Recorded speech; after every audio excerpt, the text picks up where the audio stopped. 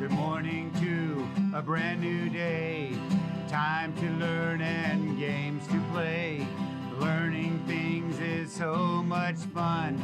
Learning is good for everyone.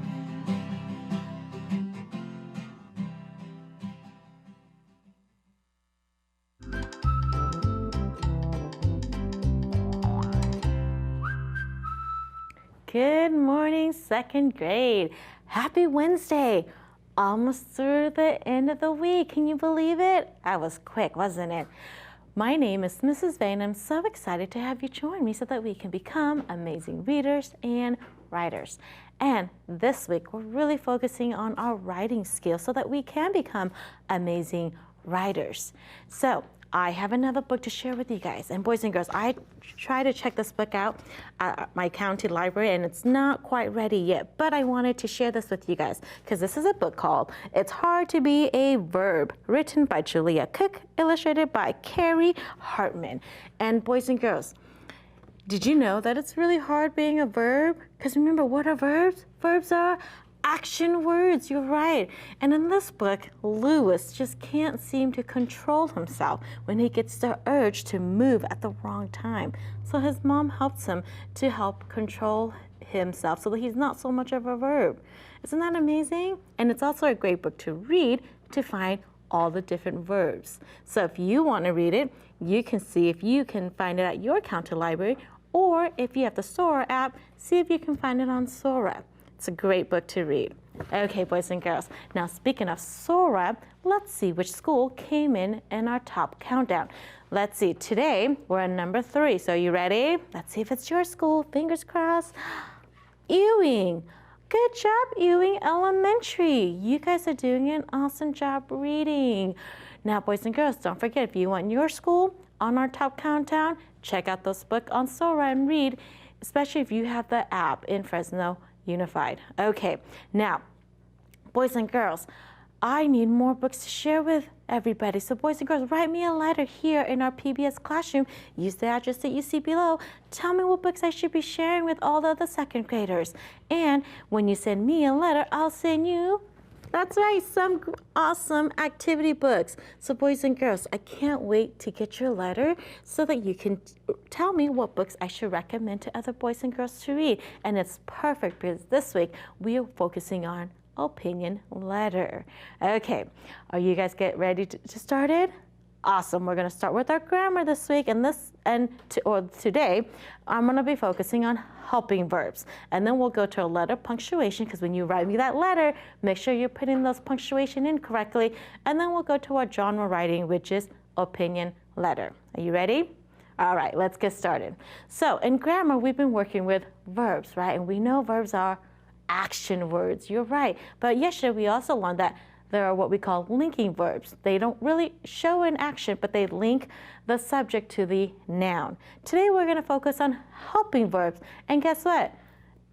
It does what it says. It's going to help a verb. So let's learn about helping verbs. So the helping verbs have, has, had, was, and were help the main verb that shows action that happened in the past. Okay, so if the action, which is the verb, happens in the past, we can use have, has, had, was, and were to help the main verb.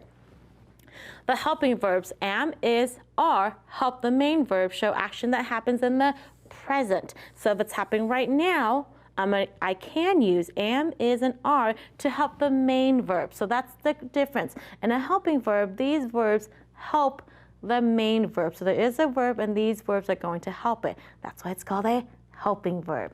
So let's see if we can practice on these sentences. Ready? It says choose the correct helping verb. In the parentheses, write the sentence. We're not going to write it, but if you want to, boys and girls, that's awesome.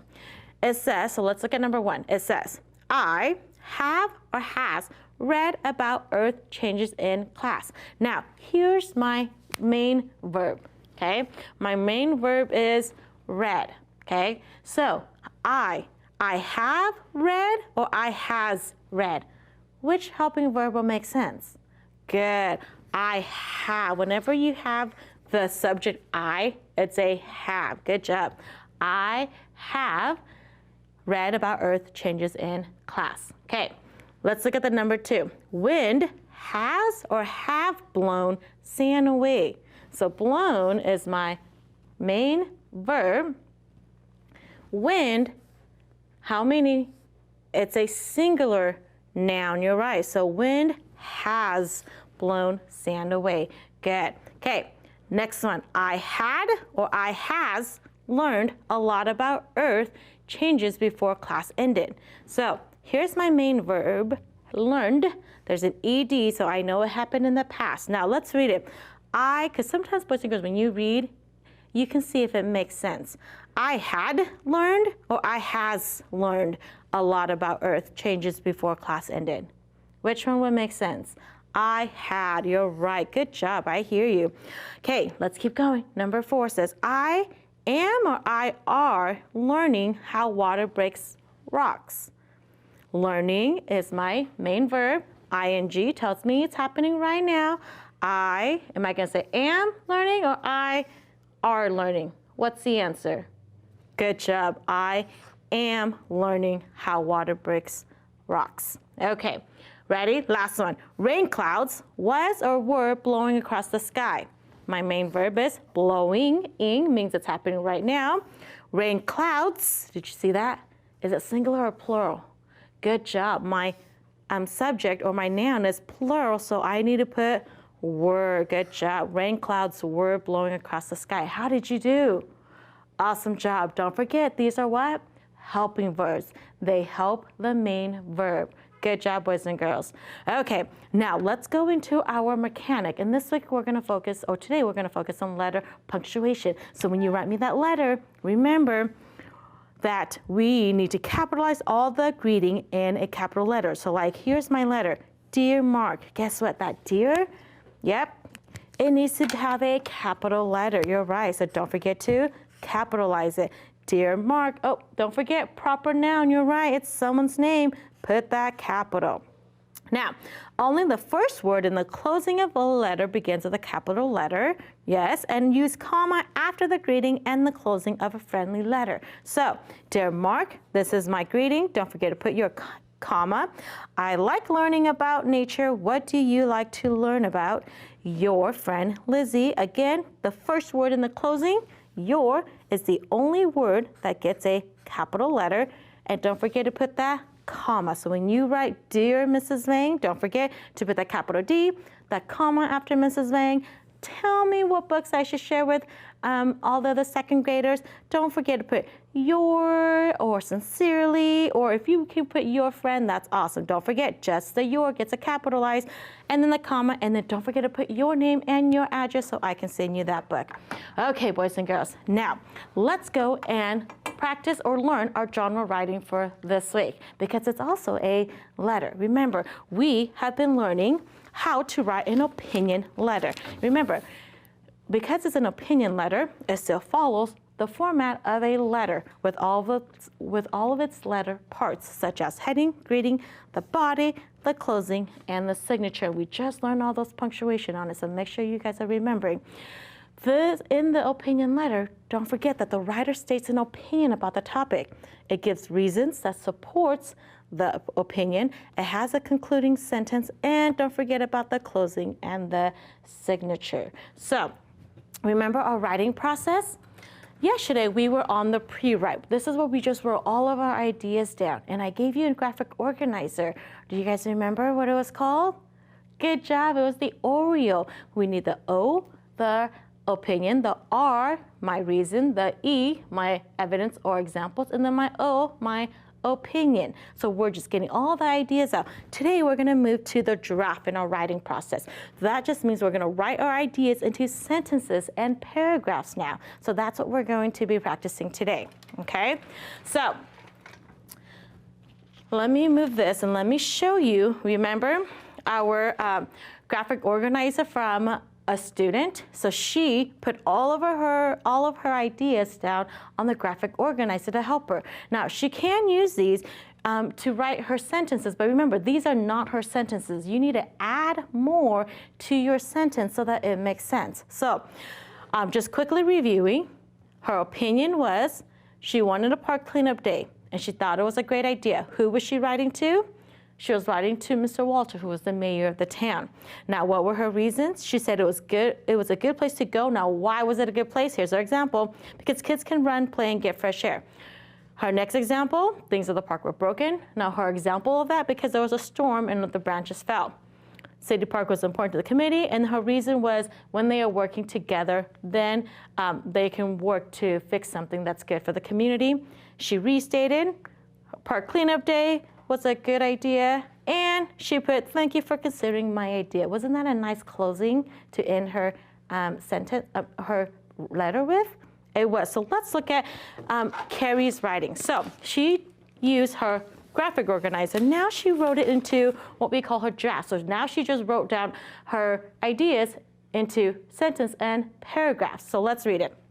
Dear Mr. Walters, last weekend I went to City Park. I think we need to have a park cleanup day. The park is messy and things are broken. A day of working together to clean the park will make it a better place.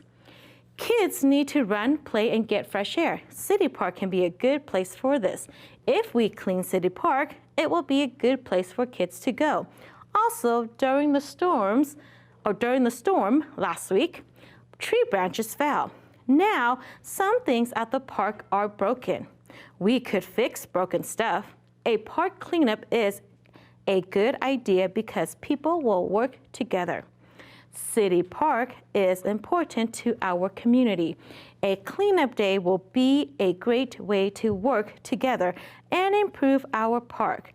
Thank you for considering my idea, Carrie. Now, this is what Carrie wrote. And so she said to me, she said, Mrs. Zhang, so I put all my draft together and she wrote her ideas. Did you see some of her ideas in here? Good. Did you see how she supported it with evidence that she wrote in? That's right. And she added more sentences so that her letter wouldn't make sense or that would be longer. Because remember, you guys are in second grade. You guys can write those longer sentences. Now, tomorrow, what I'm going to do with you guys and what I do now is we're going to go to the next step in our writing processes, which is, let me quickly show you. We're going to go to our revise and edit. So with Carrie, I'm going to help her revise, and revise means I'm going to help her improve it and make some changes to her writing, and edit, which is her corrections to her spelling, her capitalization, her punctuation. And boys and girls, this is something that you can do, the editing part, while you're waiting for an adult to help you revise. So come back tomorrow, boys and girls, so that we can edit and revise Carrie's writing. Okay, I know you guys are doing an awesome job. So tonight, boys and girls, I want you guys to take your graphic organizer that you did yesterday and write it into a letter. Let's see what type of letter that you guys are writing. You guys are doing such an amazing job, and don't forget to come back tomorrow so you can go to the next step with me. Boys and girls, I hope you guys are having a great day of learning, and I can't wait to see you back here tomorrow. Bye-bye.